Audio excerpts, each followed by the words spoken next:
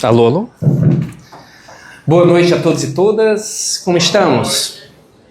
Estamos bem? Felizes? Quando pensa você sobre inteligência artificial, que sentimentos, ideias vêm à sua mente? Olha aí, gostei da sinceridade. Medo. A inteligência artificial, ela é ameaça, ela é recurso. Criação de arte, ela é possibilidade. É sucateação de arte. Aí eu entendi criação de arte, que também é o outro lado da moeda, né? Mas temos sempre essa visão complexa e plural sobre essas tecnologias que são chamadas de disruptivas, porque elas são tão diferentes das tecnologias do passado que ela acaba se descolando. Vamos analisar essa foto aqui, essa imagem. Essa imagem do slide, ela foi criada totalmente por inteligência artificial, certo? Isso não seria possível alguns anos atrás, né? Então a gente percebe que houve uma evolução extraordinária. Desde novembro de 22, quando o ChatGPT foi lançado, certo? Na sua versão 2.5, de lá para cá já surgiram mais de 10 mil super IAs, certo? De várias, para fazer música, para fazer vídeo, slides, para fazer conteúdos. LLM está muito boa, para visão computacional, quer dizer, a capacidade de ler o ambiente, é muito interessante. E quando a gente pega essa imagem aí, olha que interessante. Isso aqui foi primeiro feito a imagem, tá certo?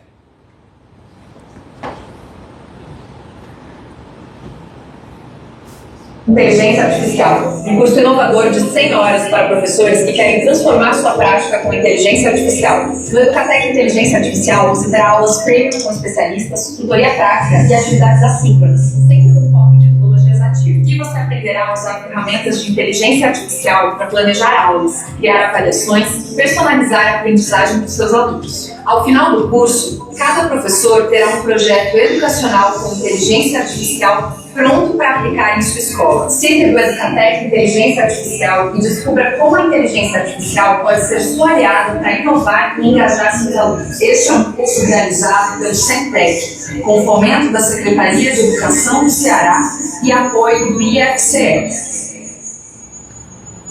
Interessante. A gente percebe que há algo surpreendente aí.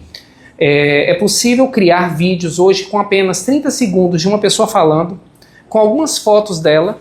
Eu, Igor Paim, consigo, e qualquer um de vocês conseguiria, produzir vídeos desse sujeito, da imagem, com essa voz, falando e fazendo o que você quisesse.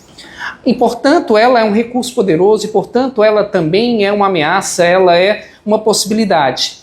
E uma das características das inovações é que elas são inexoráveis, elas seguem para frente. Não tem como desver, não tem como desfazer, como voltar. A tecnologia, como Einstein já dizia, né? Só que em sentido genérico, a mente que se expande jamais volta ao tamanho que era.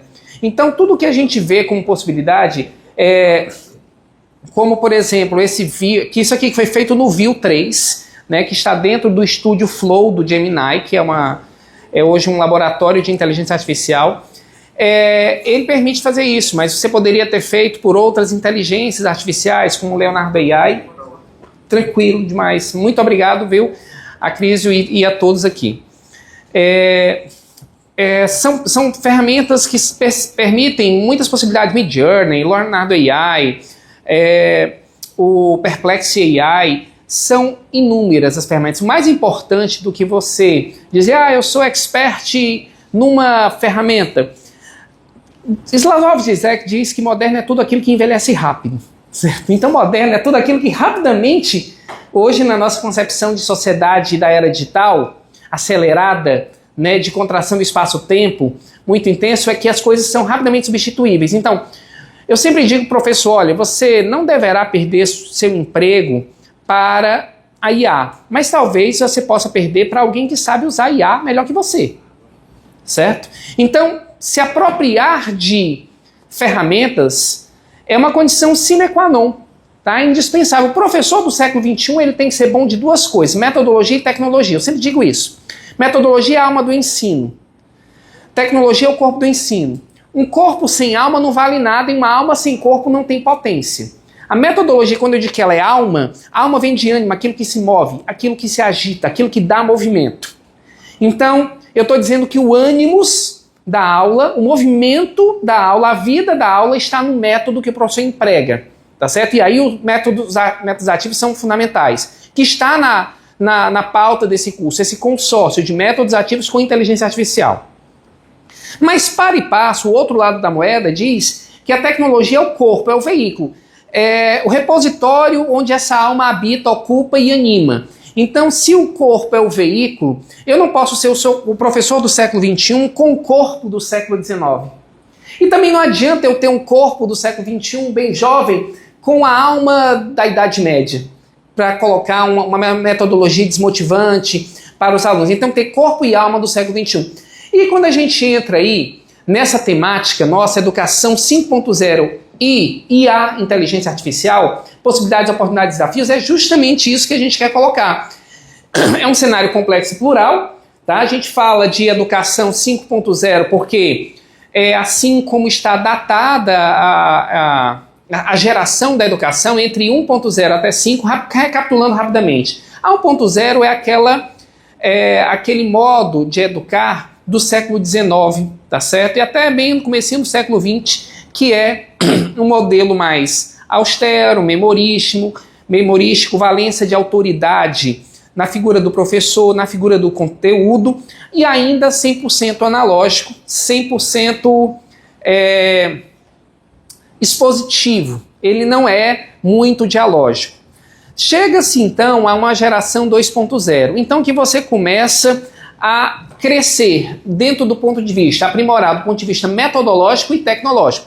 Começa-se então aí um movimento do Active Learning, tá certo? No começo do século XX, né, Anísio Teixeira, John Dewey, Carl Rogers, tá certo? Começam a colocar o estudante no centro do processo da aprendizagem, começa a ter esse movimento de questionamento. E aí a educação começa a se expandir, começamos a entender um pouco mais e começam a chegar as primeiras tecnologias, retroprojetor, o que seria antigo, retroprojetor não é nem data show na época, né?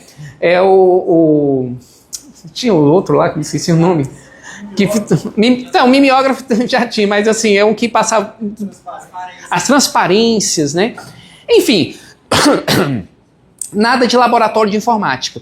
Chegamos na geração 3.0, tá certo? Que ela começa ali, década de 80, tá? E aí essa geração 3.0, ela também ela mistura as metodologias ativas que foram colocadas, mas elas pegaram uma espécie ficaram em stand-by e começou a ter um movimento de tecnicismo, né? As escolas técnicas profissionalizantes, principalmente da década de 70, formaram alunos para o mercado de trabalho, ensino profissionalizante, mas o Active Learning ele ficou ali meio que sobrestado, né? E começa a aparecer mais tecnologias de laboratórios de informática nas escolas. Então, meio da década de 80, algumas escolas, né, no mundo e também no Brasil começam a ter aqueles laboratórios de informática. Chega na década de 90 o laboratório de informática, e aí você começa a ter os primeiros ensaios, tá certo, de internet, tá? Já em 95 a gente ainda está na geração 3.0, né? A gente já tinha internet, já tinha acesso à rede de computadores, ainda era incipiente a coisa, ainda não existia smartphone, né? Mas já existia a internet. Chega-se a geração 4.0, em que retoma-se do ponto de vista metodológico, né? As metodologias ativas elas reavivam seu papel, sua importância, e a tecnologia ela dá um salto com relação à qualidade da internet, com a qualidade do mobile learning, né, que é a aprendizagem por dispositivos móveis. Então surgem os smartphones, você já está nos anos 2000, né, e você tem aí um crescimento substancial da qualidade dos produtos educacionais que podem ser veiculados, de áudio, de vídeo, né, de animações, de simuladores interativos e não interativos. Os anos 2000 foram maravilhosos, principalmente esse meados do ano 2000, 2005.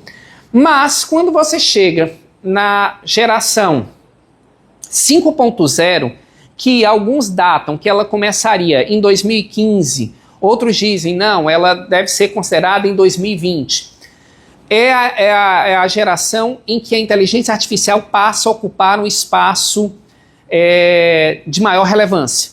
Então, a realidade aumentada, a realidade virtual imersiva e pervasiva, os óculos de realidade, como temos aqui o Moacir, nosso grande amigo aqui, ele lidera projetos bacanas demais, usando o MetaQuest, usando a Matterport, que é uma câmera que, na verdade, ela não faz bem uma filmagem, ela faz um escaneamento, né, para criar ambientes virtuais que sejam navegáveis com óculos de realidade virtual mista. Por que ela é mista? Porque eu posso estar aqui no ambiente virtual vendo um vídeo artificial aqui, né, um vídeo numa tela virtual, mas vendo aqui vocês também. Abrir um motor virtualmente, desmontar ele com a mão livre ou usando joysticks e estar vendo vocês. Então eu poderia estar dando uma aula agora com esses óculos MetaQuest 2, MetaQuest 3, todo mundo com óculos, estaríamos nos vendo mutuamente. Isso já existe, uma ferramenta, uns R$5.000, mais ou menos, e eu posso estar com vários objetos de aprendizagem virtuais, em uma realidade virtual pervasiva, que a gente se mistura com ela, assim colocada, e mista, porque eu não perco contato com o mundo real. Então, essa geração 5.0, que alguns dizem é 2015 ou 2020, tá certo? Dependendo aí dos autores, ela é a geração em que as tecnologias, elas vêm com mais força, elas se aprimoram muito e começa-se a fazer um resgate, algo que eu esqueci de dizer da 4.0. Na 4.0 começa-se a valorizar mais as competências socioemocionais, certo? E na 5.0 isso se torna ainda mais intenso e começa a se falar mais um processo de humanização, de falar de tecnologia a serviço da inclusão. É como se na 4.0 a gente teve aí um boom de ferramentas, tá certo? De possibilidades, mas a gente ainda não estava pensando em acessibilidade, tá? E na geração 5.0 a gente já está tentando resgatar o que tinha de melhor de todas as outras, porque toda geração tem o seu valor, tem a sua importância, tá certo? Não é triste daquele que fala mal das gerações passadas e não reconhece o valor que cada geração trouxe. Claro, dentro das suas limites, possibilidades que eram possíveis. Mas hoje a gente está nessa geração que fortalece, né, foca no desenvolvimento das competências socioemocionais e morais e também nas high skills, que são as competências técnicas. Mas utilizando um rol de ferramentas tecnológicas muito grandes que são atravessadas principalmente pela inteligência artificial. Agora, antes da gente continuar falando, eu queria fazer uma pergunta, o seguinte, entendido que foi o que essa geração, a educação 5.0 e como ela se serve da IA, uma pergunta que não tem nada a ver. Quem é que gosta de dançar? Aqui. Muito bem. As outras pessoas precisam mais se soltar, né? Porque acho que dançar faz muito bem ao corpo e à mente. Olha só.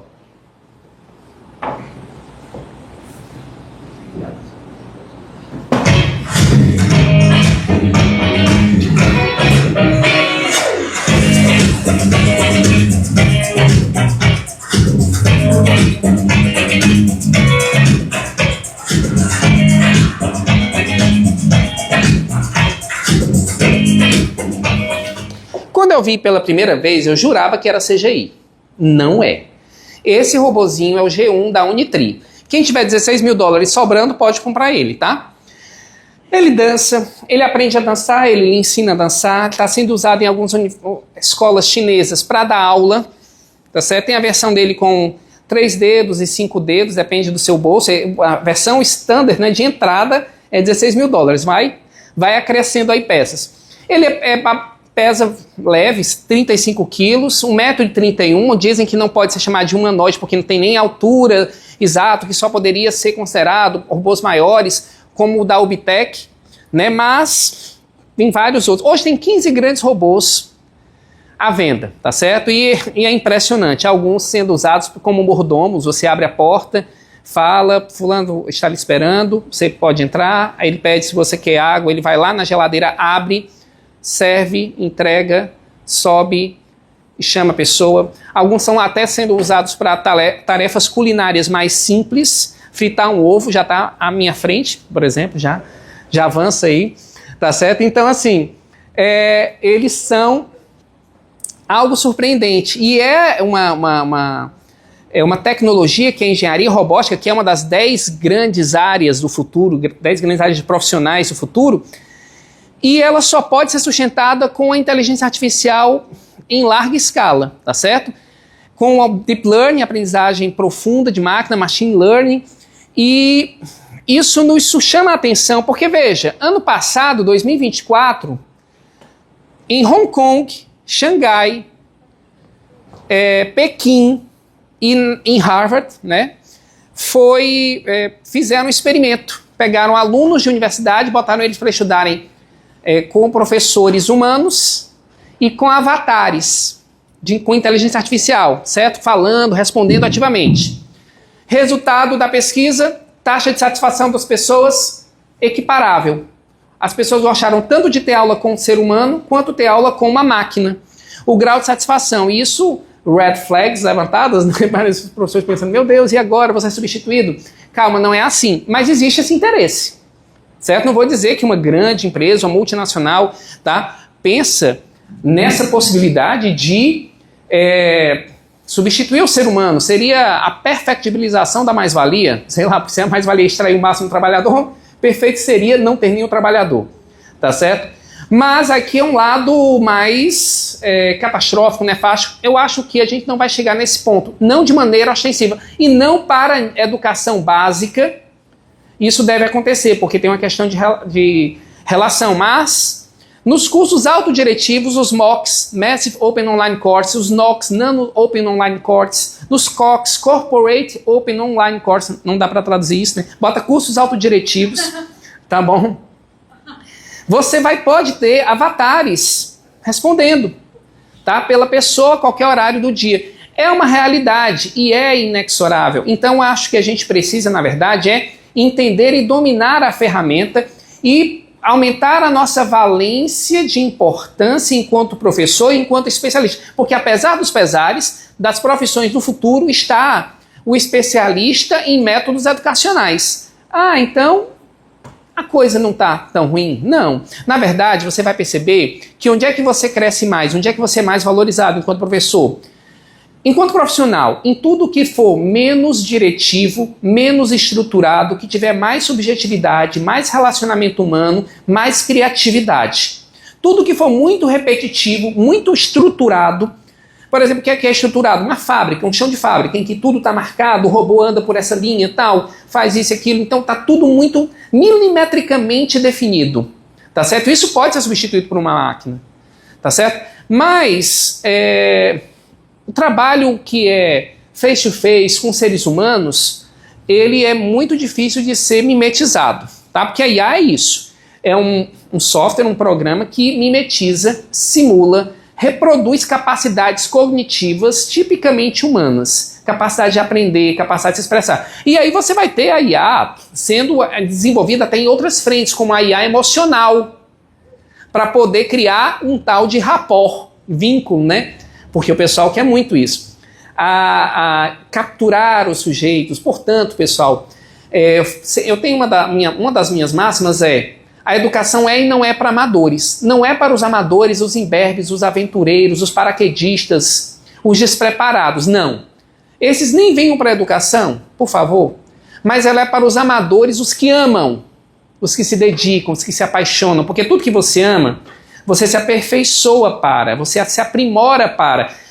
O fato de você, me perdoe a digressão, amar um pet, um cachorrinho, um gatinho, já lhe torna um ser humano melhor, porque você desenvolveu esse tipo de afeto. Ele explorou em você essa faculdade. Então, a educação é para esse amador, essa pessoa que se dedica, que ama porque ela quer descobrir, quer avançar. E a gente vai ter esse mundo, esse admirável mundo novo, não nesse futuro distópico, tá, do Huxley, tá, por favor. Apesar de que eu acho que o Admirável Mundo Novo deve ser lido, ele é um livro que me parece, né, assim, atemporal e totalmente, não é mais a pílula, eu acho que a rede social é o dispositivo esse que te deixa exatamente capturado, né, mas é isso. Aí eu quero avançar e tá aqui, ó. Quem quisesse comprar mais, aqui ele tem as tarefas, ele montando bloquinhos, ele dançando, não sei o quê. Eu digo que em 15 anos, todos nós teremos um robozinho desse. Até porque já saiu o H1, que é $5.900. Ele é mais barato. Não dança tão bem, não gostei. Vamos ver se ele sabe dançar. Eu botei para dançar. Não dançou tão bem.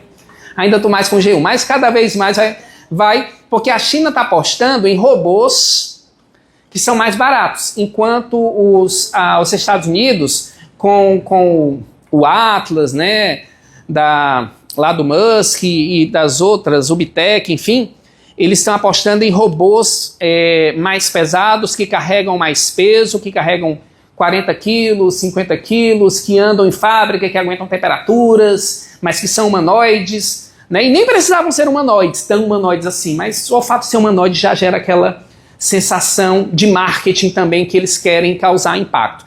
Então, assim, temos mercados diferentes. E isso tudo é interessante, tá certo? Aqui a gente mostra...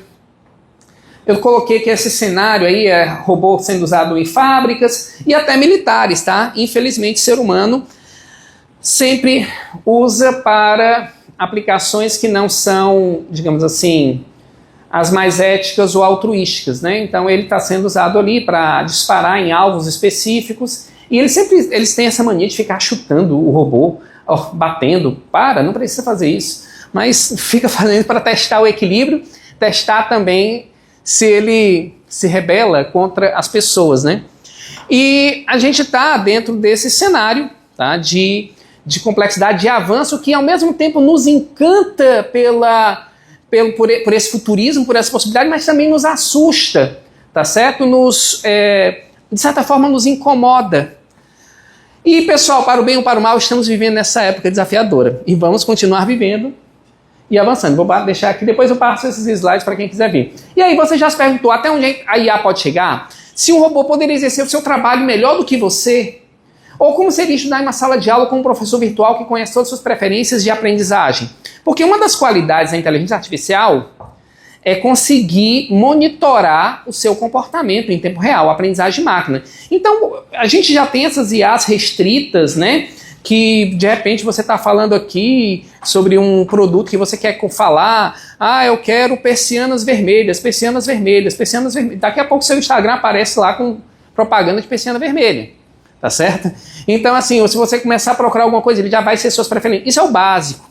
Mas já pensou em analisar o ser humano na sua complexidade? Um aluno, segundo suas características, habilidades, interesses, preferências, ritmos, estilos de aprendizagem, necessidades educacionais específicas, conhecimentos prévios, rendimentos acadêmicos, conseguir entregar e criar trajetórias formativas qualitativamente diferenciadas. Isso é o futuro das grandes plataformas, dos grandes ambientes virtuais de aprendizagem, que estão apostando muito no mobile learning, quer dizer, aprendizagem pelo dispositivo móvel, porque a tendência do futuro é a gente ficar mais no celular do que nos computadores para praticamente tudo da nossa vida. Tá certo? Inclusive o ato de estudar, de aprender. Gente, a aprendizagem, ela é, sobretudo, uma experiência humana. Ela não é apenas processo, nem é produto, é uma experiência. Que é uma experiência que tem que ser gratificante, tem que ser desfrutável. Se você vai no restaurante e você gosta, você volta. Certo? Se você assistiu uma boa aula, você quer ver mais. Se você teve uma boa experiência naquela plataforma gamificada, gostou dos prêmios, dos feedbacks imediatos, né, das highlights, enfim, das insígnias que você ganhou, você se torna mais motivado. Existe toda uma ciência, uma neurociência da persuasão, tá? E ela pode ser usada para o bem e para o mal, tá? Então hoje a própria IA aprende muito, e eu acho que agora é vice-versa, não é só a IA que aprende com a neurociência cognitiva e o comportamento das redes neurais, mas é a gente também, a nossa IN, nossa inteligência natural, aprendendo também com a inteligência artificial. Eu acho até que a gente está num momento de coevolução. Eu sou biólogo, primeira formação foi biologia, tá? Depois eu fiz outras coisas, mas assim, a primeira formação como biólogo, e na biologia tem um conceito de evolução muito interessante que é a coevolução. Parasita e hospedeiro se modificam mutuamente de maneira coadaptativa. Um se modifica em função das alterações do outro, tá certo? Criando ali a sua interdependência para o bem ou para o mal. Agora, um agente polinizante, um beija-flor, um passarinho, um inseto e uma flor, tá certo? Que só aquele beija-flor consegue polinizar aquela flor. Foi um processo de transformação. Acredito, e isso não é apenas uma crença minha, mas a própria neurociência sinaliza, que o avanço da inteligência artificial vai fazer com que a nossa própria inteligência natural vá se modificando, vá se ajustando às facilidades, oportunidades e possibilidades que a inteligência artificial vai trazendo. Em alguns momentos traz coisa ruim, porque, por exemplo, pesquisas mostram que a gente não está usando bem o ChatGPT, essas LLMs. Por quê? Artigo que saiu este ano, junho deste ano, sobre o impacto do ChatGPT para a aprendizagem dos alunos. E para a surpresa de 0 pessoas, tá? O ChatGPT, assim, botaram grupos de alunos, grandes grupos de estudantes, só estudando pelo grupo A, que é o Only Brain, certo? Apenas o cérebro, mas com materiais textuais de consulta, mas principalmente debates, discussões, puxar pela memória, tá certo? Depois, um segundo grupo, grande pessoas trabalhando com web search, pesquisa pelo Google, tá certo? Mas a pesquisa em que, vamos analisar aqui as exportações de ferro, etc., ou então a exportação de algum minério, algum trabalho. Aí você tem que ficar fazendo em várias consultas, em vários sites e juntar tudo para fazer seu texto. E teve um grupo que estudou com ChatGPT, que eu apenas digito e ele já traz tudo, prontinho. Onde vocês acham que as pessoas aprenderam mais? Foi no grupo 1, com a taxa de 86% de retenção de aprendizagem significativa, porque depois a pessoa conseguia falar com as próprias palavras o que tinha discutido, debatido, construído. Com o Web Search foi 56%, salvo engano. E com o ChatGPT a taxa de aprendizagem foi 16%. Ínfima. Tá certo? Significa o quê? Que o cérebro, ele não quer gastar energia. Então, se já tem informação pronta, por que ele vai se memorizar?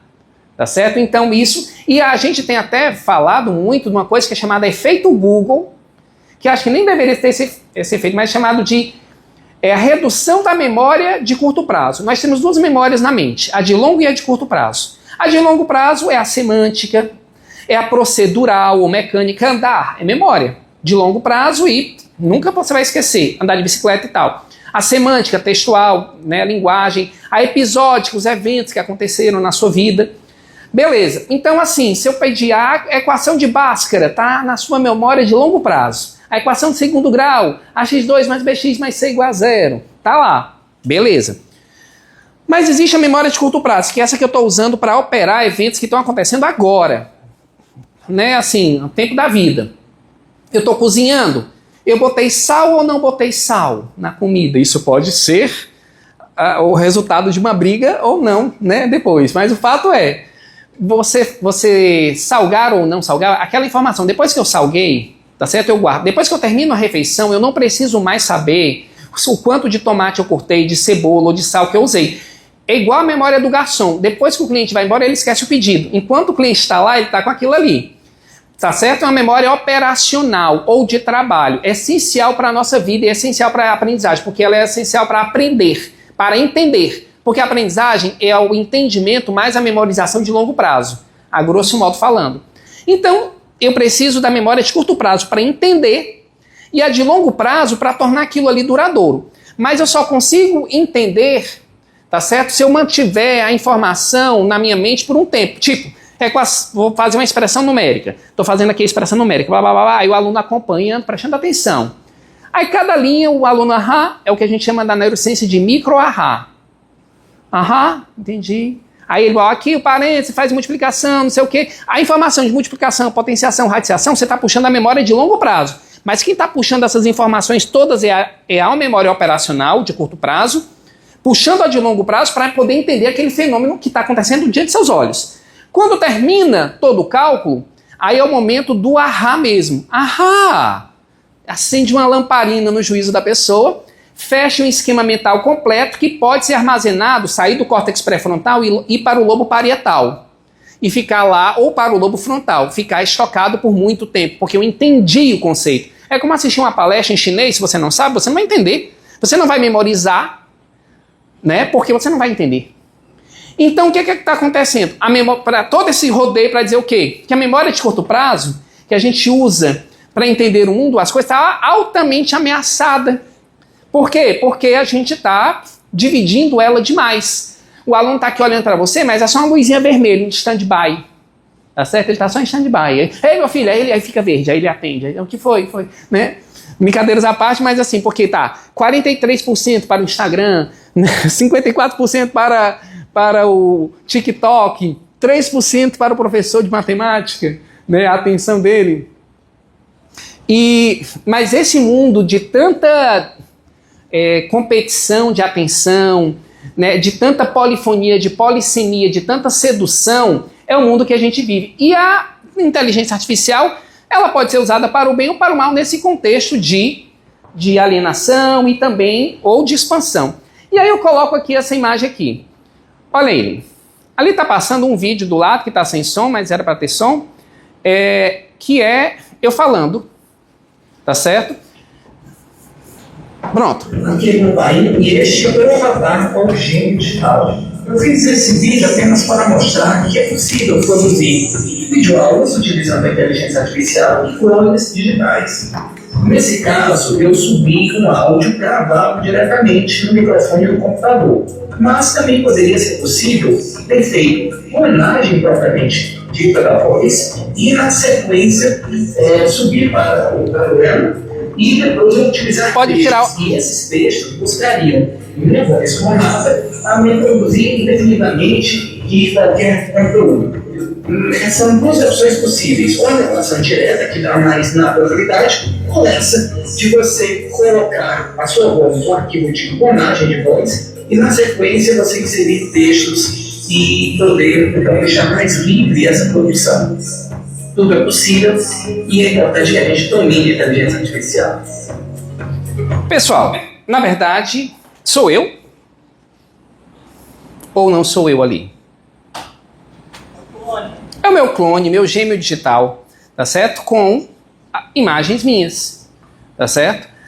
Quem não me conhece talvez ache, veja, tem alguns movimentos que não ficaram tão fluidos e tudo, mas ele tentou dar uma fluidez. Mas quando eu tô lá colocando, no VidNoss, que é uma das ferramentas que a gente vai ensinar a mexer, e várias outras, né? Aí eu boto acenar cabeça. Aí ele acena a cabeça.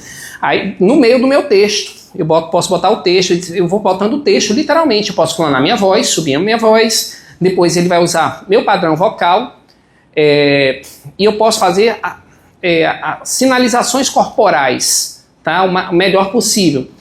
E isso sou eu fazendo comigo mesmo, então zero problema, né?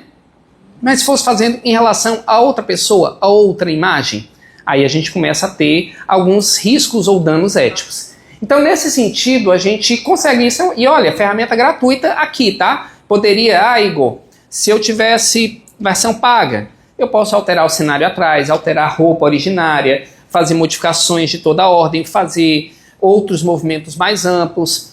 Mas o fato é, eu poderia usar esse avatar, esse gêmeo digital, para fazer cursos em que, sei lá, eu pego um dia que eu esteja mais bonitinho, menos feio, certo? Aí eu me escaneio, boto o áudio, clono minha voz, depois saio botando o texto e vou montando vários cursos em que eu vou botar no Eliademy, no Coursera, no Khan Academy e vou vender esses cursos em diversas plataformas, se o meu conteúdo for bom. Então eu faço um bom texto, boa imagem e depois enquadro. Então eu pego um avatar meu e coloco em diferentes cenários. Como já acontece na China hoje, tem repórteres que já cedem o direito de sua imagem como avatar para darem notícias no meio da noite. Então a repórter chinesa acorda, sei lá, de madrugada, liga a televisão e vê ela dando a notícia, e na verdade o avatar dela que já está programado para isso. Então isso, pessoal, é uma possibilidade assim que eu quero mostrar para vocês que uma ferramenta gratuita, faço questão de pegar ferramentas gratuitas, tá? E claro que pago tudo fica melhor, né? As entregas. Mas a gente já consegue fazer algumas coisas bem interessantes. Mas aí a gente tem que sair da questão do divertimento e ir para a aplicação prática, que é o curso essencialmente nisso. Eu posso usar IA para fazer PACE, planos educacionais individualizados, para um aluno que tem autismo, suporte 1, 2 ou 3, para algum aluno que tem descalculia, dislalia, tá certo? Para a deficiência intelectual, para criar um enriquecimento escolar amplo para um aluno superdotado. Então a gente vai mostrar como as ferramentas também, elas podem nos ajudar a pensar mais e melhor na preparação de planos de aula. Eu posso produzir videoaulas, posso pegar, como a gente está fazendo no Super Enem, que a gente está agora com esse projeto rodando, eu posso pegar o Darwin, fotos reais do Darwin, fazer ele explicar a sua teoria da evolução, a partir de aquela foto que ele está de lado, assim, clássica, né? Quem conhece o Darwin vai lembrar, quem não conhece, por favor, corrija esse erro. Então, assim, você está aqui do lado aí, você pode fazer ele falar, depois olha para você, ele se levanta, vai mudando de cenário, pode ir na biblioteca, pegar um livro. E a gente consegue fazer muitas transições e adaptações. E conduzir isso e criar uma experiência de aprendizagem mais interessante. Aqui é só para eu dizer que a IA é uma inovação disruptiva, porque ela se descola do passado, certo? Existem 2 tipos de inovação. A inovação... Alô?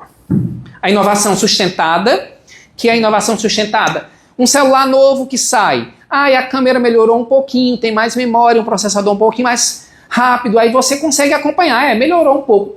É uma evolução que você acompanha, que você entende, que você processa. Mas tem evoluções que se descolam tanto, barco a vapor, barco a vela. Totalmente diferente. Navega, mas é muito diferente a estrutura.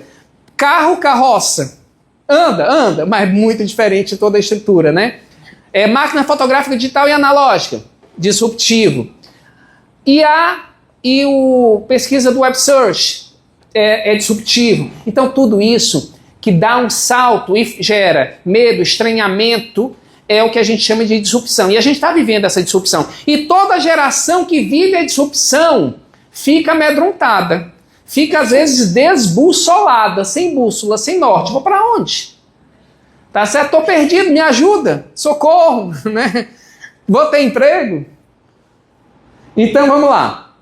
Já falei da educação 5.0, tá certo? Isso aqui é para quem quiser depois ler. Eu não quero encher o saco de vocês com a diferença de educação 1.0 até 5.0, não. Queria fazer uma reflexão aqui sobre como é que a IA vai afetar a empregabilidade, pessoal. Que nós... educadores, educação profissional, estamos olhando para o mercado de trabalho, para o mundo do trabalho, não é verdade? E a gente tem que ser bem honesto com os nossos alunos. Será que daqui a 20 anos as profissões vão ser as mesmas que são hoje, na mesma quantidade e tipo? Ou serão novas profissões? E a escola vai estar preparada para lidar com esse cenário de mundo em transformação? Olha só. Eu digo, para mim é mérito, eu recebi esses caras na porta, tá? Que é um vendedor de enciclopédia, tá certo? A última que eu comprei foi a Barça 2005, tá certo? Tenho orgulho, tá lá em casa. Uso? Não uso, mas é bonita, tá certo? Tá lá em cima. Por que você não usa, Igor? Porque, de fato, você, lá por 2005, 2006, por ali, surgiu o Wikipédia. Aí saiu quebrando o Larousse cultural, o Barça e tal. Não tinha mais sentido. Então essa profissão não existe mais. Porque as tecnologias mudaram, assim como telegrafista não tem mais, datilografista não tem mais, tá certo? E profissões saem, né, do cenário e outras surgem.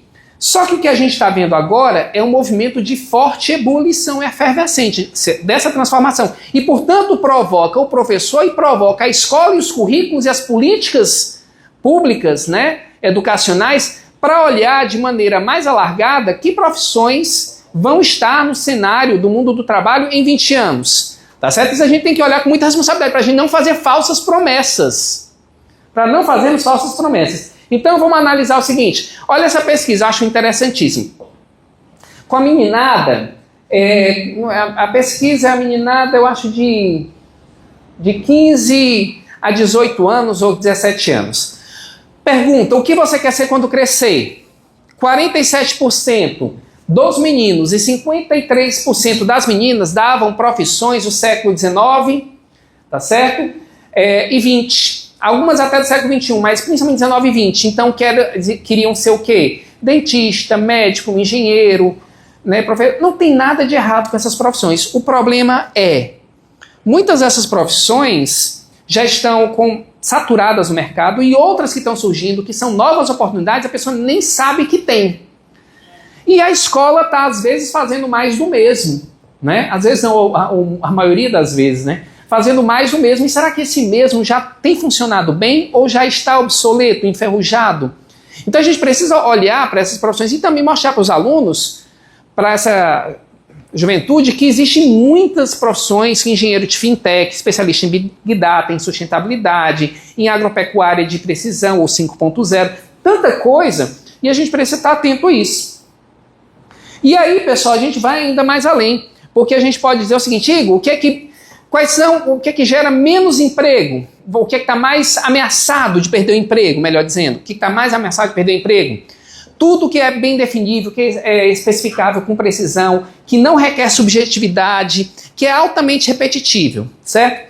Exemplos: operadores de entrada de dados, profissionais de nível médio de direito e afins, agentes de seguros, vendedores por telefone. Se você tem algum amigo que trabalha com telemarketing, corre e diga para ele: meu filho, faça um curso técnico, que provavelmente em 3 anos você não tem mais essa profissão. E eu não estou querendo ser, né, um cavaleiro do apocalipse na vida da pessoa, não, mas dizer que é uma realidade, tá certo? Chatbot vai acabar com o serviço de telemarketing, tá certo?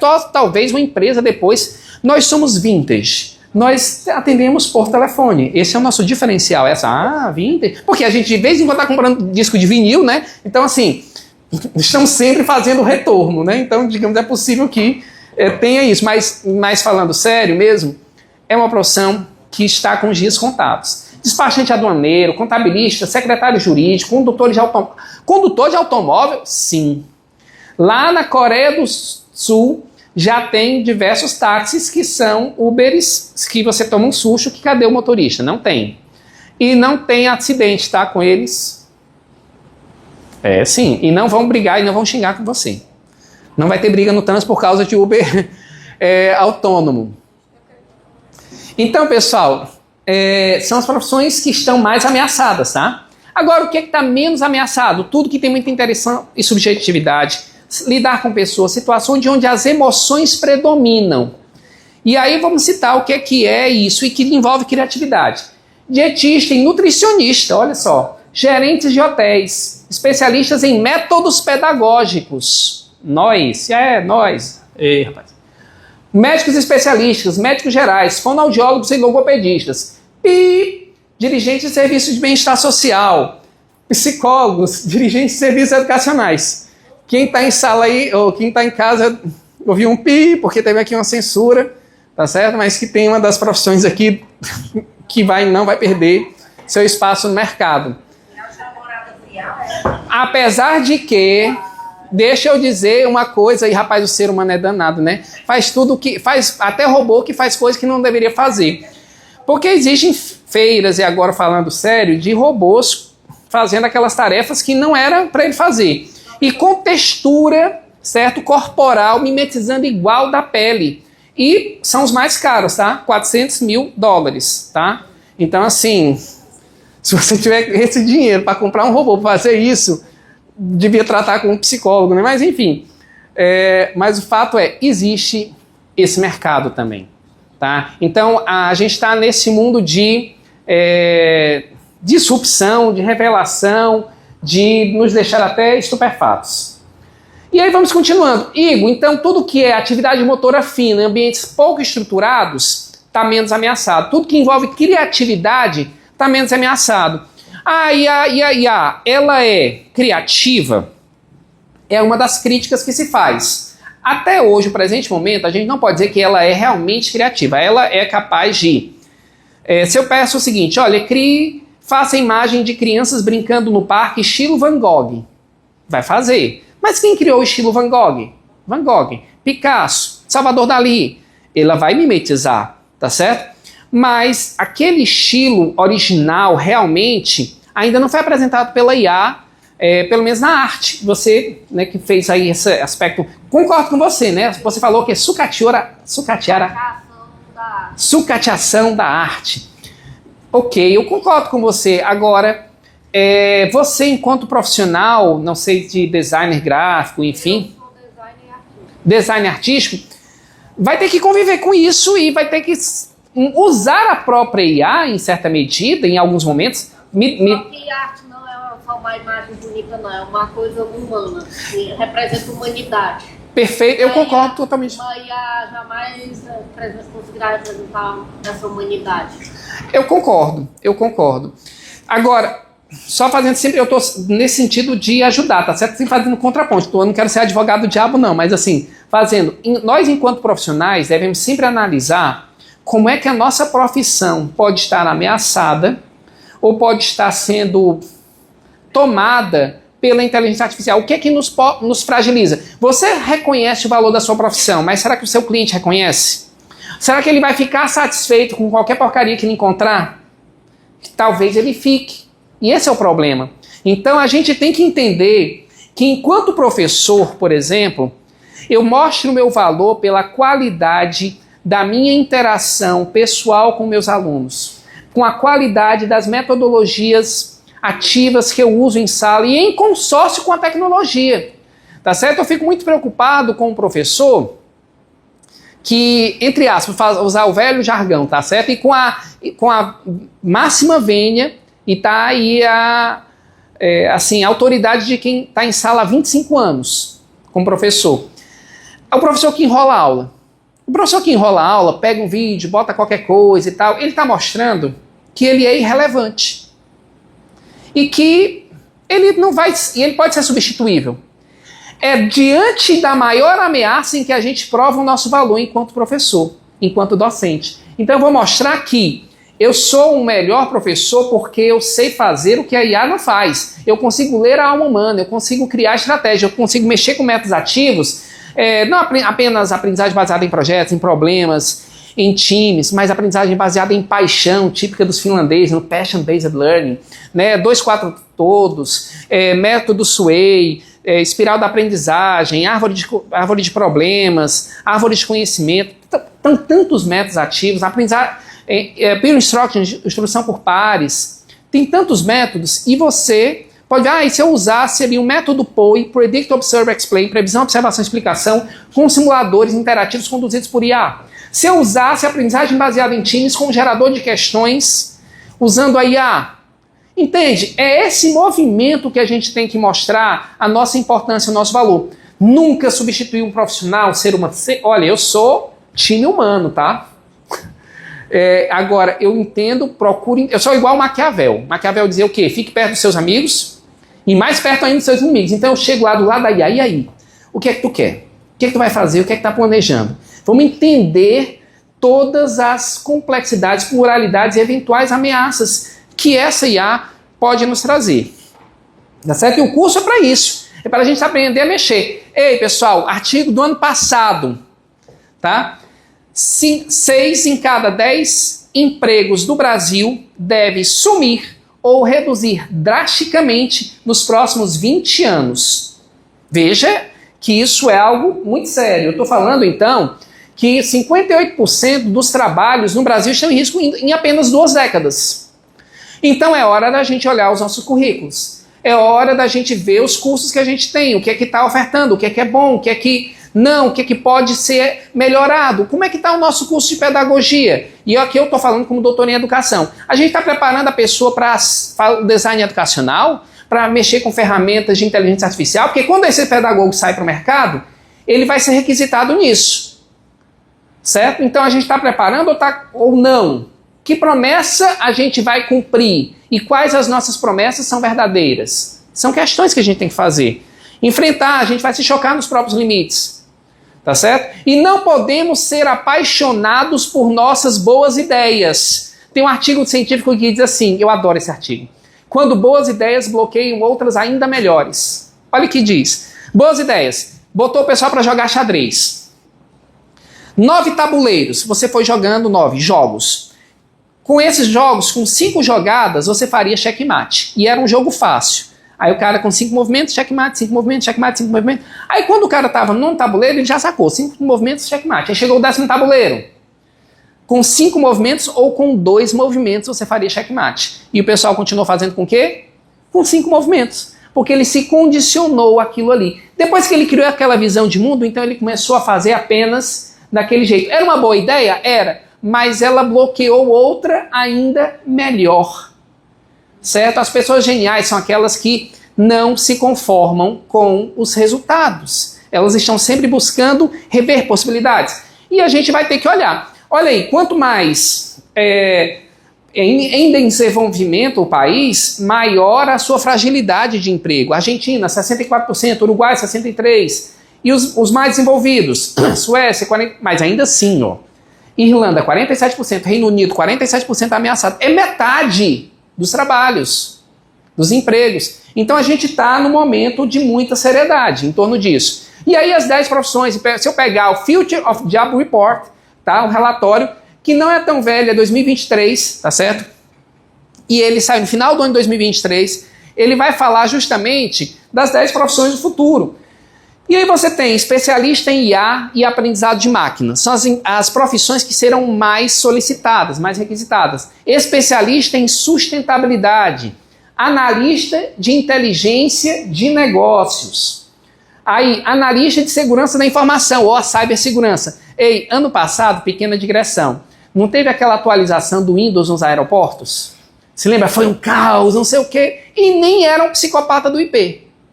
Era apenas um bug de problema de atualização. E deu problema nos aeroportos todos. O que é que isso sinaliza pra gente, pessoal? Que se eu tiver um expert em inteligência artificial, psicopata lá, certo? Que não tem culpa, que não tem vergonha, que ele tem a tríade sombria, o maquiavelismo, planeja, a perversidade gosta de fazer o mal por si só, e o narcisismo gosta de ser reconhecido pelo que faz, mesmo que seja mal feitos, você vai ter um mundo em risco, tá certo? E a gente não pode apenas ser bom, a gente tem que ser inteligente. E tem que ser preparado para a maldade e toda a psicopatia. Outra pequena digressão, se me permitem, já porque eu estou empolgado aqui, eu vou falando das besteiras. Sabe quem é que eu mais temo no mundo? A pessoa que está no conjunto interseção de 3 conjuntos. É o conjunto dos milionários ou bilionários, com interseção do conjunto dos psicopatas e interseção com o conjunto dos superdotados. Aí eu pego um cara rico, psicopata inteligente, lascou, dá certo? Pode dizer o Elon Musk? Tá, tudo bem, mas ele é muito mais superestimado do que o que ele é, tá? Assim, os fãs do Elon Musk podem ficar com raiva, mas é verdade. Porque assim, quando o cara ele é muito famoso, existe uma coisa na neurociência que a gente chama de efeito aura. Certo? O cara é muito, sei lá, bonitão, tá certo? Aquele tal lá do Chris Hemsworth, que faz o Thor, nem é tão bonito assim, nem é tão alto assim. Mas ele, nem é tanto assim, tá? Mas ele é bonitão, então ele é inteligente, então ele é honesto, ele é um cara super legal, um grande amigo. A gente vai atribuindo qualidades. Efeito aura, tá certo? Que é o povo aumenta, né? Né? Aquela história. Mas se o cara comete um erro, também tem um efeito aura, ixi, olha aí, ó, roubou, mas é isso, e aí começa a botar coisa ruim no cara, tá certo? Ou na pessoa, enfim. A gente tem essa questão dessa influência. Mas voltando aqui, né, nessa digressão, nesse mundo da informação, a gente tem que ser realmente inteligente. Não é só bondade, não. Não é só boa intenção, é também preparo. E a gente, quando fala de cibersegurança, está falando de segurança nacional. Tá? Então a gente precisa aqui no IFCE, no Educatec, um curso técnico de cibersegurança, curso superior de cibersegurança. O curso que aqui no IFCE a gente vai lançar em Maranguape, tá certo? Já dando spoiler no próximo ano, o curso em inteligência artificial e tecnologias quânticas, que funde a computação quântica, que a computação quântica, pessoal, é a reinvenção da computação. O processador Willow da Google faz em 5 minutos um cálculo gigantesco, não quero nem ver, né? Que um computador normal de alta performance, um i7, faria em 10 septilhões de anos. 10 septilhões de anos é maior que o tempo do universo, nem dá para contar, porque o universo está em bilhão de anos, aí tem bilhão, trilhão, quatrilhão, quintilhão, sextilhão, septilhão, certo? Então, quer dizer, isso é a eternidade, ele ficaria na eternidade fazendo o cálculo e não sairia dali. E o computador quântico faz em 5 minutos. Então, isso para a criptografia dos bancos é uma loucura, que trata números primos, multiplica números primos entre si, que tem centenas ou milhares de casas, né, e algarismos. Isso para a segurança dos bancos é algo alarmante. Então, conhecimento é poder, já dizia Francis Bacon, certo? Então a gente precisa entender isso. Engenheiro de fintech, tecnologia para melhorar os sistemas financeiros, analista de cientista de dados, né, é outra coisa que vai estar sendo futuro. Engenharia de robótica, especialista em Big Data, operador de equipamentos agrícolas. Hoje você tem esses drones, super drones, que vão voando pela plantação com a câmera, com uma boa visão computacional, vê onde tem uma praga, vê a taxa, olha, aqui tem a praga, ele voou ontem, voou hoje, viu aí a taxa de proliferação da praga, quanto consegue estimar esse crescimento. É a agropecuária de precisão, tá certo? Então, será que os nossos cursos técnicos de agropecuária introjetaram bem isso e a gente está investindo em drones e tudo? É preciso repensar, talvez, os nossos PPCs e nossos currículos, tá? Porque o mercado depois vai começar a pedir coisas que a gente pode não estar entregando, tá? Especialista em transformação digital é o cara que chega numa empresa que está totalmente analógica e leva ela para o mundo digital, tá certo? É o cara que, a empresa que não está no e-commerce, que está ali numa banquinha vendendo para as pessoas que vão passando, ele poderia estar no e-commerce, poderia estar no Instagram, poderia usar o tráfego pago para aumentar seus clientes, mas ele não sabe como fazer. E vai ter um profissional que vai fazer essa transição, tá certo? Que é o transformador digital. Tá acabando, pessoal. E aí, a IA, a gente está aqui, cadê o menino Moacir? Já foi? Aquela imagem ali embaixo, aquele vídeo está rolando, ali, esse laboratório aí, ele foi escaneado por uma câmera que ela vai, literalmente joga raio laser, a gente bota ela aqui num ponto da sala, aí sai, aí ela sobe e desce a câmera escaneando, depois eu volto na sala, boto 1,5 metro à frente, depois 1,5 metro depois, e vai, e eu vou deixando ela escaneando, porque é que vai acontecer?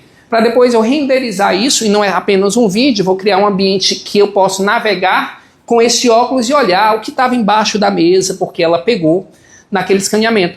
E aqui a gente criou objetos manipuláveis. Tá? Aqui é uma antena 5G, que a pessoa com óculos pode instalar essa antena, aprender como instalar a antena 5G, ou fazer uma instalação elétrica, sem sair de casa. Então o futuro dos seus filhos, os nossos filhos, vai ser o quê? Esse óculos como substitutivo dos livros, e você vai ter uma grande biblioteca, ou videoteca, ou o termo que for criado, teca, não sei, inventando agora aqui, que vou pegar, o menino vai estar aqui com óculos, ele bota o óculos, aí ele vê o verme que ele está estudando, o plateuminto, nemateuminto, por que tem que ser o verme? Né? Uma anélida, tá certo, tá bom, uma borboleta, engraçado, a borboleta pode, mas ela é inseto também, o corpo também tem metamerizado. E aí o que acontece? Aí ele vai lá, está estudando, o objeto está aqui virtualmente, tem um motor que ele vai desmontar, tem ali um pêndulo virtual que ele está lá mexendo, e as tarefas estão todas lá bagunçadas no ar. Aí chega a mãe e pega o óculos, menino, olha esse verme aqui no chão, eu lá ver esse chão, eu sei que é virtual, mas não quero nenhum verme aqui no meu chão. Faça aqui, esse motor aqui está todo bagunçado, você não montou ele, você não sabe como é que está fazendo, e está aqui, suas tarefas, tudo aqui, tá bom, mas eu vou fazer, certo? Então parece que o futuro chegou mais cedo. Isso já existe, pessoal, tá certo? A gente já está desenhando, então você tem ali com a Moacir, que é um cara genial, a gente está num projeto de pegar assim, pega uma plataforma, whiteboard, como se fosse uma plataforma mesmo, e eu com óculos começo a botar uma pirâmide do Egito, elementos aqui de história, crio totalmente virtual, uma sala virtual, um laboratório virtual que eu criei a partir de objetos manipuláveis, e o aluno bota o óculos e vê as tarefas. Aí, sessão 1, ele faz uma tarefa lá, depois vai para a sessão 2, e vai. Isso já está acontecendo em termos de protótipos, aqui no IFCE. Então, assim, é bacana, mas é claro, a tecnologia até chegar, até ter inclusão digital de verdade. Ah, Igor, mas óculos é 5 mil, eu sei. Mas quando eles baratearem, a gente já vai estar preparado para lidar com eles. Tá certo? Também a gente precisa aprender como mexer nessas coisas. Tá? Então, assim, aqui é um exemplo de curso, a realidade virtual aumentada, imersiva, e ali as propagandas. A gente tem outro futuro aqui que envolve a inteligência artificial. Tutoria inteligente e personalização, que eu já falei, o próprio ChatGPT. Aliás, hoje você chega no Gemini, tem o Estudar e Aprender, né? Que fica fazendo lá perguntas para você. Hoje você, pessoal, não sei se vocês sabiam, mas você pode treinar a sua própria IA. Então, assim, eu chego aqui no ChatGPT, eu tenho uma, só que eu não terminei de treinar, ela não está respondendo direito. O nome dela é IA do Igor Paim, tá certo? É estranho, mas assim, porque eu quero depois sincronizar com o ChatGPT, para que quando as pessoas mandarem mensagem para mim, vai ser o meu dia da libertação, quando o meu ChatGPT responder o meu WhatsApp responder por mim. Aí quando a pergunta for muito privativa, aí não, espere a IN do Igor Paim ver essa mensagem para poder lhe responder. Mas se for uma mensagem assim genérica, ele já vai responder. Vai ser o meu dia de glória, porque o que me liberta também me prende, que é o WhatsApp, né? E outras redes sociais. Aliás, pequena digressão, fizeram uma pesquisa sobre a felicidade e as redes sociais nas pessoas. Todas as redes sociais diminuem a felicidade do ser humano, apenas uma em uma determinada faixa etária. Como assim? Instagram diminui sua felicidade, porque é a sociedade do espetáculo, da exposição, do biquinho, da comparação, da competição, certo? E todas, TikTok aumenta a tua ansiedade, geração de ansiosos. Recompensazinha, aí vem um vídeo de a gente tá vendo a geração risadinha. Eu acho que vou fazer um livro desse, que é a risadinha de 30 segundos, e passa. E olha que o QI tá baixando, hein? Leia o livro Fábrica de Cretinos Digitais, nome forte, o original era Fábrica de Idiotas Digitais, não sei se melhora muito. Mas em francês, o Michel Desmourguet era assim, mostra que de 2010 para cá o QI está baixando. Antes vinha aumentando, 0,3 pontos por ano, que era uma coisa chamada efeito Flynn. Mas agora está baixando. E está baixando em quê? Linguístico verbal e lógico matemática, porque o teste de inteligência são 15 subtestes. Velocidade de processamento, poder perceptual, visoespacial, linguístico verbal, lógico matemática, e vai. O que é que está baixando? Linguística verbal e lógica matemática. Mas lógica matemática não é só cálculo, é pensar de maneira coerente. Dedução, correlação, abstração, tá certo? Paralelismo. É coerência. E a gente eu acho que as pessoas não estão muito coerentes, né? Hoje, pelos memes que eu recebo, né? Pelos comentários de Instagram, eu acho que não estão muito coerentes. E a linguística verbal também, que o pessoal está desaprendendo a ler. Eu acho que a gente, só emoji, né? A gente vai voltar para os hieróglifos. Né, os desenhos assim que ninguém faz mais as coisas, escreve mais, é só as figurinhas assim para a pessoa deduzir o que foi. Então assim, isso é dado. Igor, você está inventando, leia o artigo esse de 205 páginas, no nosso curso a gente vai passar para o pessoal. É 205 páginas em inglês, tá? Uma boa diversão. Então assim, e tem o livro Fábrica do Michel Desmourguet. Mas o que é que a gente está vendo? Está vendo esse momento de entusiasmo, mas assim, a tecnologia, ela não pode ser... Veja, toda promessa tem um preço.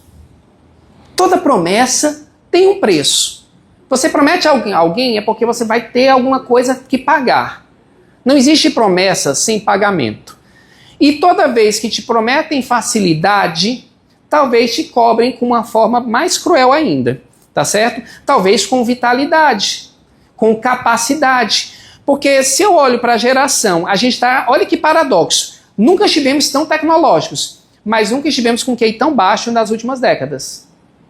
O que isso nos diz? E nunca estivemos tão ansiosos. Porque o Michel Desmourguet não vai atacar só os módulos de inteligência. Ele vai dizer assim, é uma geração ansiosa. Ele diz 0 tela até 5 anos. 0 tela, e a gente usa tela como babá digital dos alunos, na é verdade, das crianças, para se livrar, cala a boca, bota aqui, melhor que bico. Pelo menos não fica com os dentes para fora, mas os neurônios ficam fritos. Né? Acaba os neurônios. Eu preferia a boca, a gente corrige depois, o cérebro, eu não sei. Garantindo aí já movimenta o mercado. Né? Então, assim... Brincadeira, quem ficou até agora ouvindo essas besteiras? Pessoal, desculpe aí vocês que estão em casa, eu não sei como é que está a reação. Geração de conteúdo e avaliação, a gente pode usar isso, a IA, e a gente vai mostrar como fazer isso, e de maneira inteligente, né? A segunda semana a gente tem a oficina Super Prompt, porque o curso é assim, é 10 semanas. Toda semana a aula premium, botei esses termos, tá, assim, mas por marketing, tá? Porque assim... A aula premium vai ser apenas uma aula minha de conteúdos todo sábado de manhã, de 9h30 às 11h30. Certo? Que eu vou falar com todos os inscritos. Tá? Aí, quartas-feiras, manhã, quartas noites e quintas tardes tem as aulas com tutorias. E nós estamos com tutores aqui. Eu pediria, e os nossos queridíssimos e queridíssimas tutores se levantassem, por favor, Eu quero uma salva de palmas para essa meninada aí. Olha aí. Essas pessoas, esses são os caras que estão aqui, né, com a gente, né? Muito obrigado, pessoal. Na próxima semana eles vão começar com vocês, esses tutores, tá? Então, assim, nessa semana a gente tem só uma aula nesse sábado, que é a primeira aula de conteúdo. Aí passa essa semana a outra, eles vão começar as oficinas. E toda a aula com os tutores vai ser uma aula que tira dúvidas do livro digital, que vocês que estão inscritos no curso já vão ter acesso nesta semana, tá certo? Até quinta-feira, mais ou menos, já tem acesso ao ambiente virtual. E aí já começa o esquenta com os tutores, tá certo? Quer dizer, no WhatsApp, cada grupo, né, cada turma com um tutor no WhatsApp, vão conversar, a participar do fórum de discussão. Aí tem a minha aula sábado de manhã e vai ter a sua aula de tutoria com um desses feras aqui, tá certo? Na quarta manhã, quarta noite ou quinta tarde, dependendo do seu horário. Diga. Uma dúvida, professor. Vou tentar ser breve. Queria saber a sua opinião acerca da legislação. Quando é que o mundo vai acordar para a legislação da IA, para a gente não ter mais casos como adolescentes se apaixonando pela IA, pessoas roubando a imagem dos outros, fora, esse conteúdo, enfim. Olha, você é uma pessoa inteligente aí, viu? Porque fez uma pergunta mais difícil de todas. Uma das mais difíceis, tá? Eu sou formado em Direito também, tá? E eu me preocupo com essa questão da legislação. A lei, para ser eficaz e eficiente, eficaz, atingir o objetivo, eficiência, com a maior parcimônia, menor economia de recurso, e, portanto, ser efetiva, que é eficácia e eficiência, ela precisa de alguns critérios. Por exemplo, ser entendida pelas pessoas.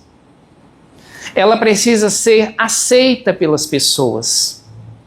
Ela precisa resolver algo que é valorado pelas pessoas. E existe uma outra teoria do Miguel Reale, fato, valor e norma. O fato acontece no mundo real. Do fato, as pessoas olham para o fato e veem, é bom ou é ruim? Criam um valor. E esse valor deriva a norma. O problema é, o fato sempre vai na frente e a lei sempre vai a reboque. E no mundo digital as coisas estão rápidas demais. Está difícil entender.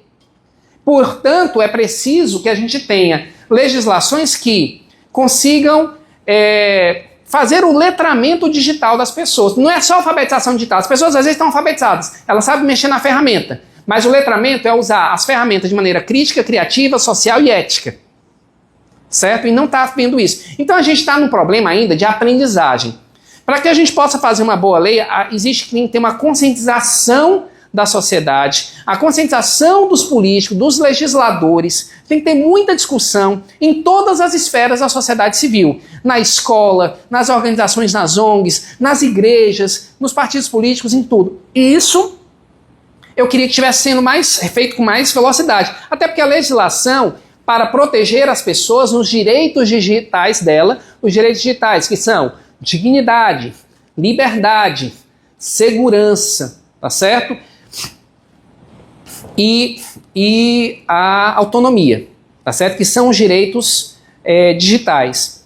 E a gente não tem ainda uma discussão ampla. E esse é um dos fatores aqui. Então, acho que tem por isso, não é à toa que uma das semanas é para discutir sobre isso no nosso curso. Tá certo? É discutir a legislação, a ética, a cidadania digital, o letramento digital. Tá certo? Eu acho que é a 8ª semana, que é a última. Que depois que a gente viu tudo, a gente faz esse arcabouço, e pega e vai discutir. E eu vou usar métodos ativos para discutir essas temáticas, tá certo? A metodologia ativa no curso, ela, diferentemente do Educatec passado, ela não é fim, ela é meio. Eu uso o método ativo para discutir os temas. Como na primeira semana, vocês vão usar a técnica dos 6 chapéus, 6 thinking hats, 6 frequências de pensamento, para debater educação, inteligência artificial e empregabilidade ou impactos da IA na aprendizagem, tá certo? Aí vocês vão ver o que é isso depois, tá certo? Então assim, mas eu concordo totalmente com você, a gente está num momento difícil.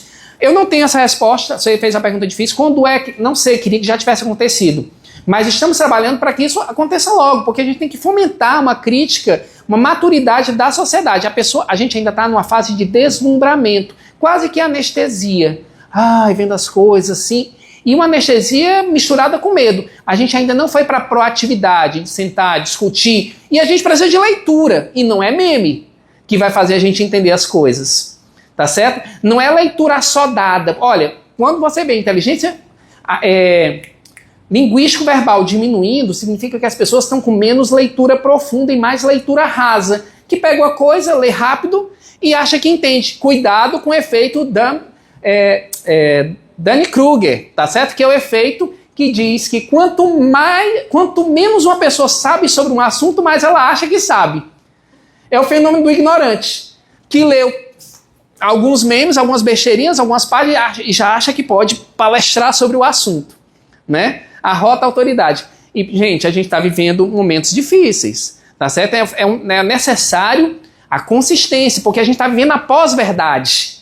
A verdade não é o fato em si, mas o que eu quero que ele seja. E cuidado com a dissonância cognitiva, quando eu crio falsas crenças para suportar as verdades que eu não consigo processar. Exemplo de dissonância cognitiva, fenômeno estudado por Leon Festinger, né? Psicólogo cognitivista do século XX. Ele diz assim, tinha um dique que ia romper. Pessoas que estavam a 5 quilômetros estavam morrendo de medo desse dique romper, essa represa. Pessoas que estavam a 3 quilômetros estavam com medo, porém menos. Pessoas que estavam a 400 metros, vendo a rachadura do dique, diz, não vai romper não. Rompe não. Engraçado, quem estava mais ameaçado recusava a verdade. Por quê? Porque ao aceitar que o dique vai romper, eu vou ter que deixar minha casa, meus negócios, vou deixar tudo para trás. E a dor dessa mudança era insuportável. Então eu preferia criar a falsa crença de uma mentira que me fizesse não ver a verdade que assim gritava na minha frente. Então esse mundo, olha, por isso que é importante, a gente tem que estudar tudo. Para mim o importante é a tudologia, o estudo de tudo. Porque a gente não pode, enquanto professor, ter uma visão rasa, superficial, segmentada, sectária, tá? E usar técnicas de metacognição, pensamento sobre o próprio pensamento. Pessoal, e aí avatares virtuais, como eu disse, a gente vai mostrar na prática, tá? Segundo ferramentas, tá? Tradução automática e acessibilidade. Outro dia eu botei o Vauli para falar chinês, ele achou engraçado, né? Então eu posso pegar um avatar, olha que cursos mocks, se você pode falar para o mundo. Tá certo? A tradução pode ser simultânea, inclusive, você pode fazer lives. Tem uns caras agora que estão fazendo youtuber, quando eles sincronizam o ChatGPT com o Haidin, que é um que faz avatar, ele está falando lá no vídeo dele, aí ele botou o nome do avatar, Thalia, Tal, Deus automatismo da Grécia Antiga, e A, óbvio. Aí ele botou Thalia, né? Aí no meio da coisa você diz assim, Thalia, aí aparece o avatarzinho. Me explica aí como é que é o processo de produção de pneus, não sei o quê. Aí, qualquer coisa que ele faz. Ah, a produção de pneus, a menina assim responde. Obrigado, Thalia. Ela some. Aí ele continua, e viu, pessoal, como é que é? Precisa da borracha, não sei o quê. Aí ele vai usando aquilo ali para fazer a live dele. Quando ele tem uma dúvida, Thalia, aí aparece o avatar. Imagine isso para o estudo. É possível fazer. As escolas podem fazer isso. Certo? IA como assistente pedagógico, análise preditiva e intervenção proativa, no momento certo. Né, de como agir, de como fazer, né? Assistentes virtuais e chatbots educacionais, sejam por meio de texto ou seja por vídeo, né? Porque é o seguinte, olha, até falando com esses avatares de professor que foi feito nesse experimento no ano 2024, eles criaram supostas personalidades, a IA emocional. Então tinha um professor que ia dar uma matéria de lógica de programação, um pouquinho mais sisudo, a outra professora mais simpática. Isso para criar o rapport com as pessoas, tá certo? Então, assim, está sendo muito explorado. Algumas IAs, como a Grok 3, né, do Musk lá, ela é assim, você faz uma pergunta e aí ela é um pouquinho engraçadinha na resposta, tentando criar empatia, criar uma certa naturalidade ou familiaridade com a pessoa. É uma estratégia de captura. Eu só estou esperando, vou fazer outra digressão, tá?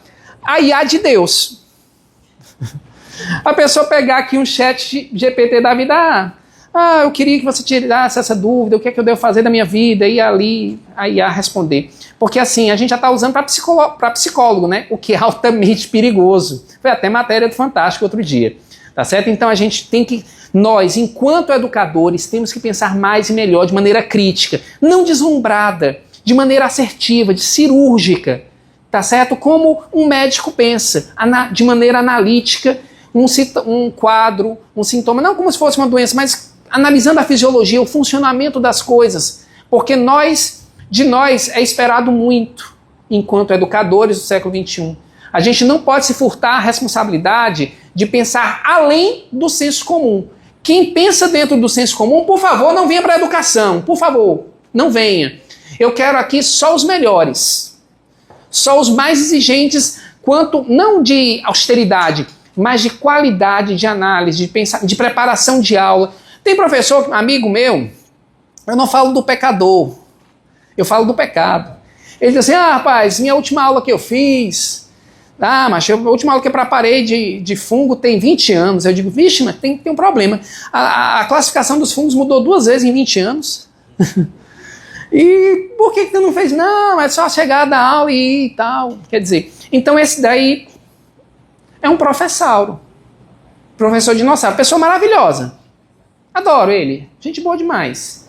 Amigão, mas temos que repensar. Num momento de disrupção em que novas necessidades no mercado e necessidades humanas são criadas, a gente precisa ser versões melhores de nós mesmos, tá certo? E análise de dados educacionais, melhorei. Olha, a gente não pode viver ao sabor dos sentidos. Ai, por que está tendo muita evasão do curso de turismo? Não sei o quê. Vamos analisar os dados.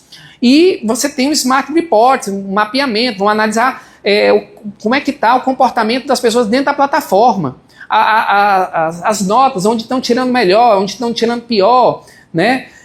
Qual é o horário que eles mais assistem aula na plataforma virtual, certo? Quais são os recursos que são mais buscados, quais são as tarefas mais exitosas ou menos. Então a gente tem que conhecer, e não pode ser achismo, tá? A gente tem que pensar a educação de maneira técnica, tá? Não é tirar a humanidade, mas é olhar para os fatos. Às vezes nós, educadores, gostamos mais das pesquisas qualitativas, né? Mas as quantitativas são essenciais também. A gente tem que ser quali e quanti, né? Acho que o bom equilíbrio é olhar para o dado e interpretá-lo com outros vieses, né? E a IA nos ajuda e a gente vai mostrar como isso. Desenvolvimento de competências para o futuro. As high skills, que são as técnicas, e as soft skills, que são as socioemocionais. E aí eu digo, 6 Cs que eu aprendi durante meu doutorado na Finlândia. Criticidade, criatividade, comunicabilidade, colaboratividade, cidadania e caráter. Os 6 Cs. De novo, criticidade, criatividade, que é o pensamento divergente e útil, a visão oblíqua de mundo, a rebeldia de pensamento, né? O salto quântico da mente, várias formas filosóficas que chamam a criatividade, né? A colaboratividade, colaborar, se ajudar uns aos outros em diferentes situações. A cidadania, que é a colaboratividade em sentido lato sensu com toda a sociedade.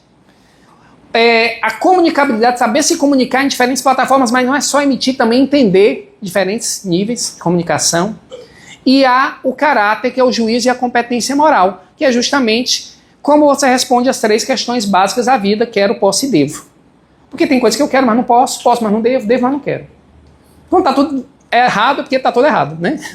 Quando quero, posso e devo, não está alinhado. Então, isso é uma questão central. E aí a gente vai ver que o futuro também tem os problemas, né? Os riscos, dependência excessiva da tecnologia e redução do pensamento crítico, desumanização do processo educacional, perda de habilidades cognitivas fundamentais, isso aqui fundamentado no artigo, né, que eu posso mostrar para vocês, riscos da privacidade e segurança de dados, desigualdade de acesso à tecnologia, risco de informações imprecisas ou tendenciosas. A gente pode pegar, tem alucinação de máquina ainda, tá, pessoal? Às vezes o ChatGPT inventa nome de pessoa. Eu fui acompanhando a evolução do ChatGPT, botava assim, quem é Igor de Moraes Paim, né, meu nome? Aí ele diz assim, Igor Paim é um professor do IFCE, da agronomia. Não, passou longe, né? Aí quer dizer, aí começa a errar, mas hoje já está melhor, então quer dizer, está evoluindo muito, mas ainda tem as informações imprecisas. Redução da capacidade de resolução de problemas, diminuição da motivação e engajamento, desafios na avaliação de desempenho, isolamento social. A gente está vivendo uma era... Olha, a sociedade tem muitas alcunhas, dependendo do filósofo. Sociedade do consumo, para o Bauman, né? Do desperdício, dos atrasados, que a gente está sempre atrasado, dos distraídos, dos ansiosos. E, claro, também a era tecnológica. Então você tem muito... e tem uma que eu gosto muito, Sociedade dos Flocos de Neve. Porque a gente está tão frágil à opinião do outro, se o outro não curtiu, me te criticou, aí se desmonta. Né?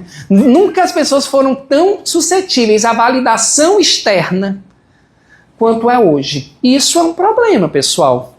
Tá certo? Eu digo às vezes com uma aluna minha, você é 20 vezes mais preocupada com a sua aparência do que a sua avó se preocupava.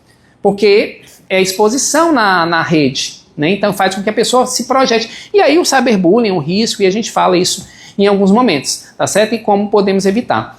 Gente, eu vou aqui...